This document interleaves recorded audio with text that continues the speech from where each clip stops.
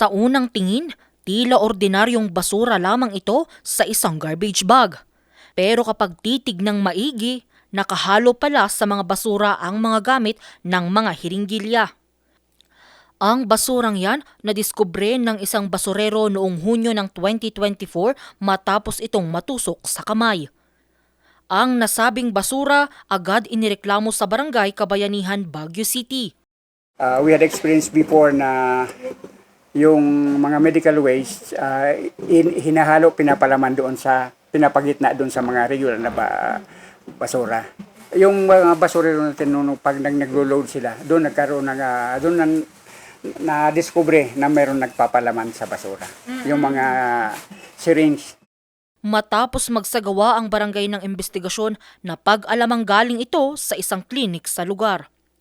Ang insidenteng ito nagtulak sa barangay para ipatupad ang striktong paggamit ng transparent na garbage bag. Ito'y para agad makita kung segregated nga ba ang mga basurang itinatapon. With that, bali yun ang answer namin na how to strengthen yung segregation. Ang nasabing kautusan ay nakapaloob sa Barangay Ordinance No. 004 Series of 2024. Ang mga unang beses na lalabag dito ay papatawan ng parusang community service habang ang ikalawa at ikatlong paglabag ay pagmumultahin. Ang mga ganitong insidente hindi na bago sa City General Services Office. There are medical waste team secretly included in our waste. So that is very dangerous because medyo mahal yung penalty niyan. Aside from it is dangerous to our garbage collectors, it is also prohibited by law because these are not considered as common household waste. Na yan ang kinukuha.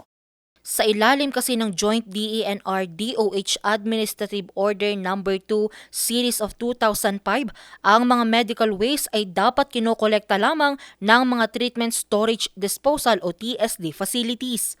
Nakapaloob dito na dapat regular ang kinokolekta ng TSD facilities ang mga medical waste at dapat mayroon itong labeling at hiwalay ng lagayan.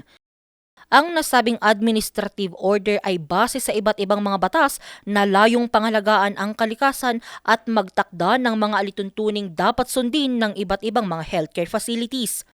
Ang mga lalabag dito ay posibleng maharap sa patong-patong na reklamo na may karampatang parusang multa at pagkakakulong. Angel Arquero, RNG News.